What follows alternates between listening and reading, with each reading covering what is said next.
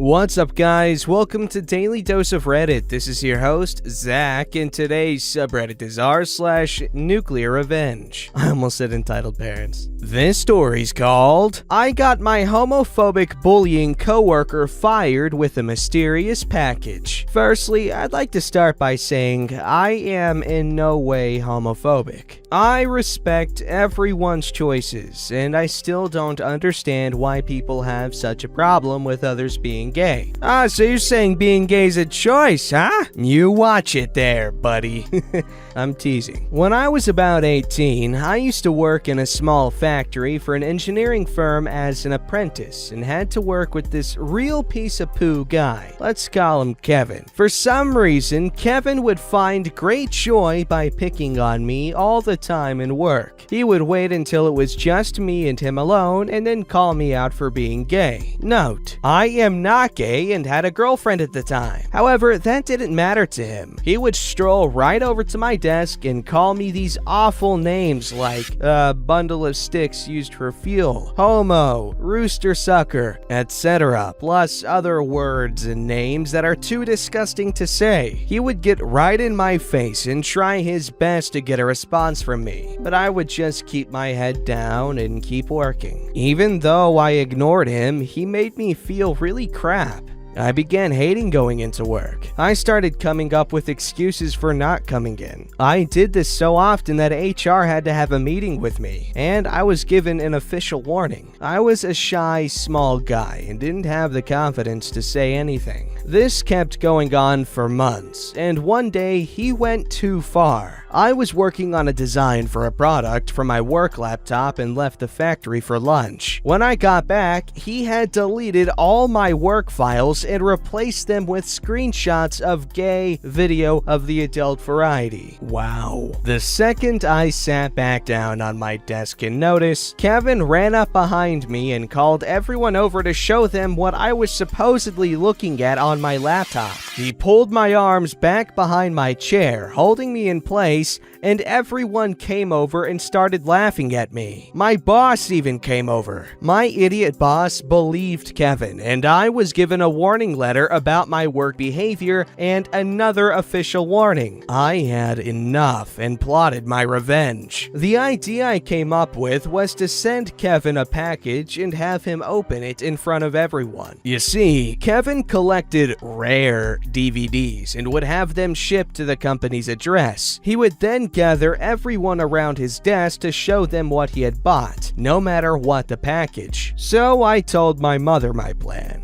She knew what Kevin had done to me at this point, and she was in. I went online and ordered some extremely embarrassing stuff. I had them sent to my mother. She lived on the other side of the country, and she would send them to my workplace in Kevin's name. I did this so the package would be stamped in a different city, making it look like it was ordered somewhere else. Anyway, the day came when the package arrived. Kevin announced for everyone to come over to see his new DVD. Everyone came over and watched as Kevin opened the box. I stood at the back as I knew what was coming. Kevin stuck his hand in the box and pulled out a huge pink mankini, the one Borat wore, and a ball gag. Kevin's face went sheet white. Then everyone burst out laughing. The whole staff were bent over in laughter, some dropping to the floor crying in laughter. The staff started saying stuff like, "Is that for your weekend, Kevin? Is that for your other collection?" I was laughing so much that I couldn't breathe. Kevin ran out of the room and we all descended on the box. Besides the mankini and the ball gag, there was a note. Now this was the cherry on top, all thanks to my mother. One of the office staff took out the note and read it out loud. This is what it said.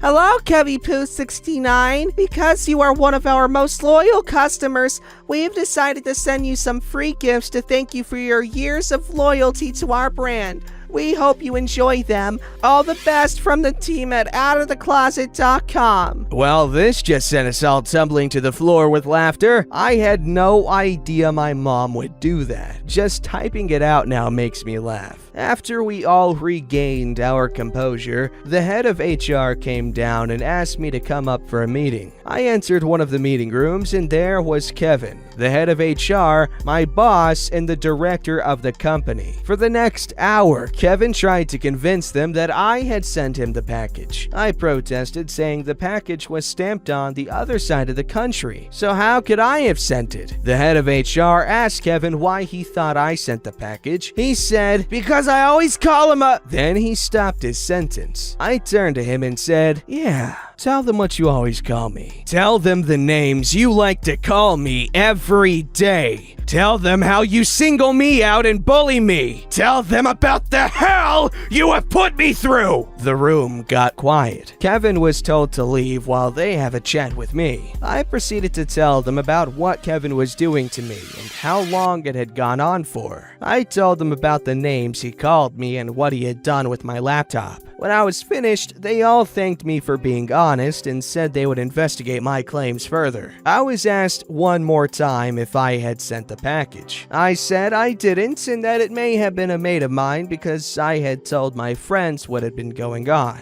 But it had nothing to do with me and I had no say in it. So an investigation did happen. They found out that Kevin was indeed bullying me and other young staff members and apprentices in the firm. He had been doing this since the day he had started working there. He was fired. Good. I don't feel any regret for what I did. He was a 50-year-old man that still acted like a child. If he can't grow up, then he can't work with adults. Years later, on my last day of work, I was asked by the director of the company if I had indeed sent that package to Kevin. I just smiled, winked, and said, "Nope, but my mother didn't like Kevin very much." I can now say I am a confident, happy extrovert. I don't stand for any bullying behavior anymore and always stick up for myself and the people around me. As for Kevin, well, I hope he has improved his attitude and has grown up. That's some wishful thinking if I've ever heard it, and I have. I hear it all the time in my head.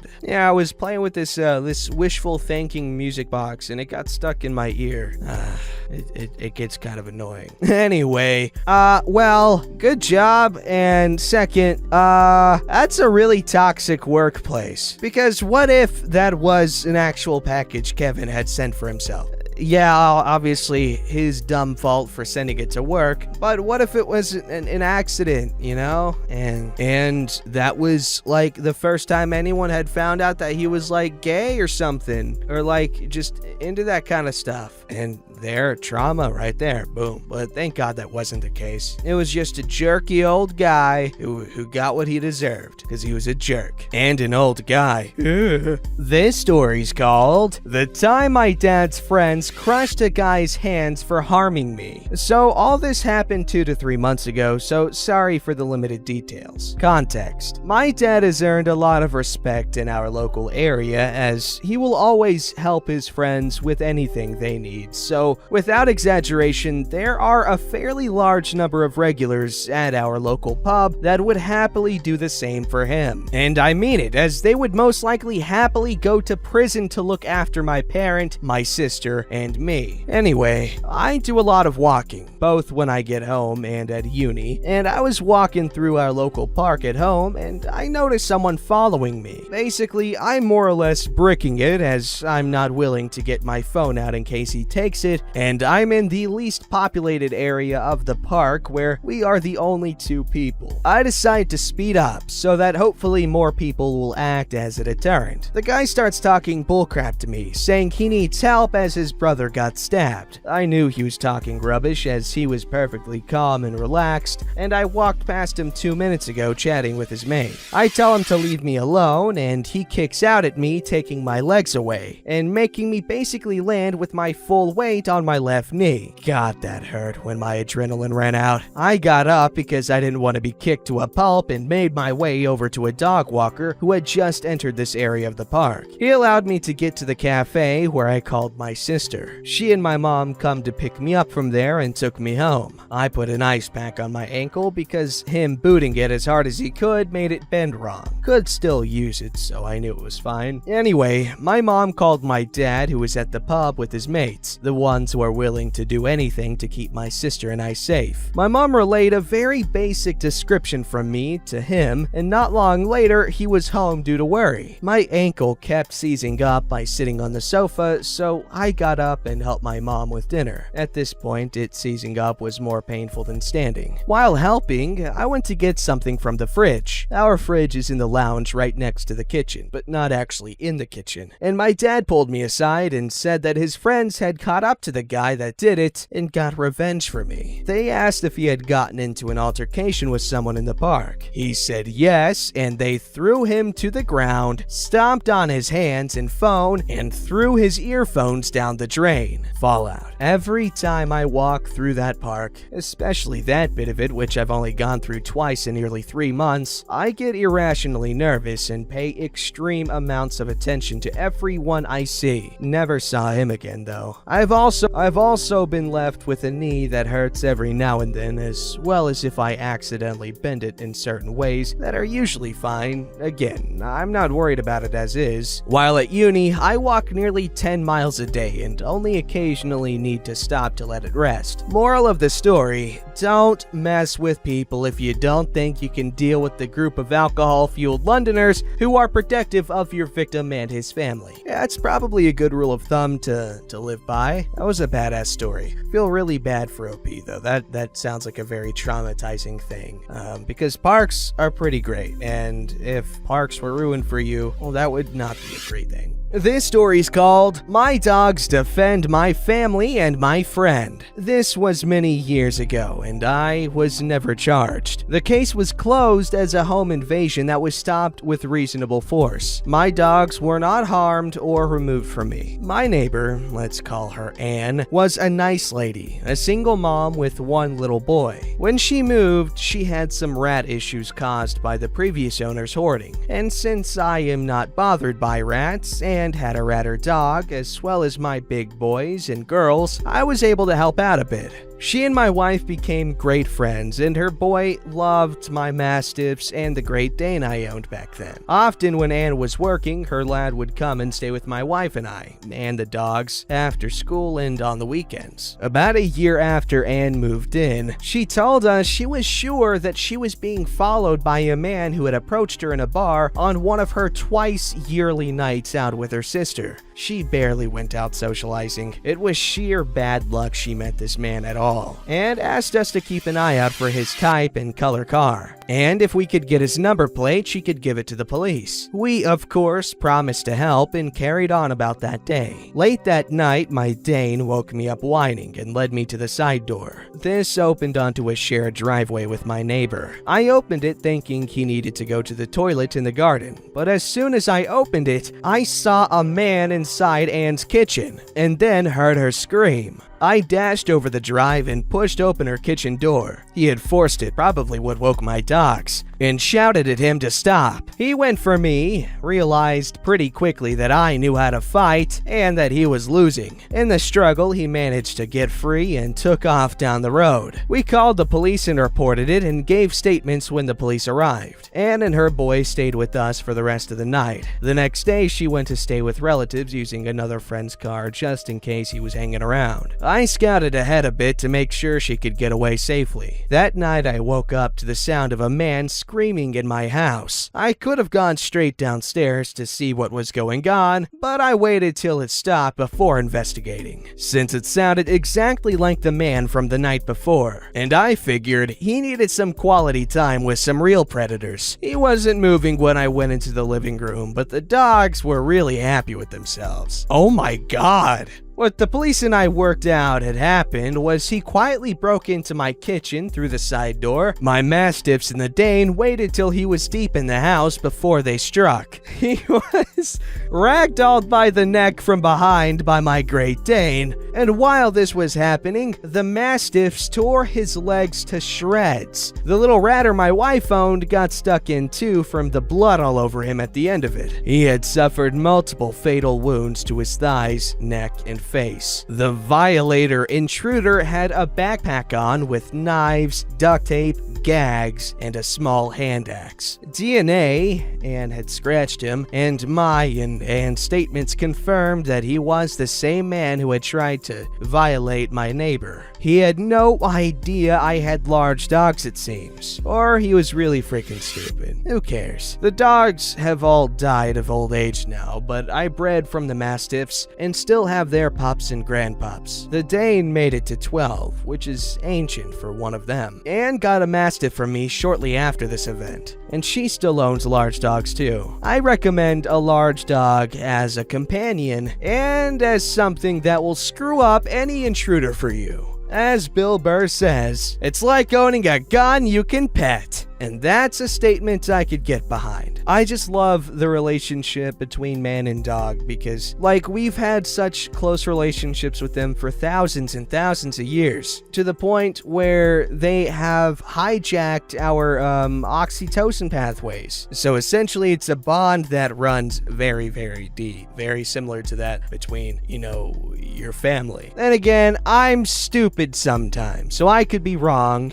This story's called Entitled Lady's Porsche Loses Tires. Okay, so this story took place back when I was in Florida in the early 90s. It does involve an act of vandalism that is connected to revenge. Hopefully it won't be removed, and hopefully it will count as nuclear revenge. Anyway, South Florida was devastated by Hurricane Andrew. My dad, as part of a local charity, was set up day after day at a local market seeking donations from shoppers to give to food banks. You have to understand, this storm left many people homeless and without power in some cases for 6+ months in Florida heat and humidity. My father was legally disabled from a serious car accident. He was hit by a drunk driver in the early 1980s and suffered from relentless hip and back problems. It never killed his heart or his kindness to others, hence the charity work. One day he was about to pull into the disabled space at the local market to go buy a few items to donate to the hurricane charity. Right before he is about to pull in, this lady pulls into the space in this shiny red Porsche. My dad parks behind her and says, "Excuse me, ma'am, I was about to pull in there," and also points to his disabled placard in the window. She says to him,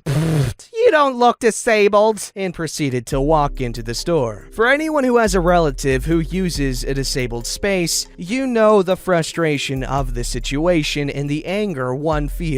My dad, seemingly unfazed, waits until she goes into the store, then gets out and snips the valve stems on all 4 tires, flattening but not destroying all of them. He then pulls into another space not far away and just waits. About 15 minutes later, the lady comes out and she is shrieking about her car being vandalized. My dad is far enough away so she can't see him, but he can hear everything. She calls the police. Big mistake. She files a report for vandalism and the police give her a ticket for being parked in the disabled space with no placard, about $250 at the time. The cops leave and she calls the tow truck. As the car is being loaded onto the truck, my dad pulls up and says to her, "You don't look disabled, but your car sure is," and then drives off. My dad could be a nice guy and pure savage when he needed to be. Well, that's a charming story, and just goes to show,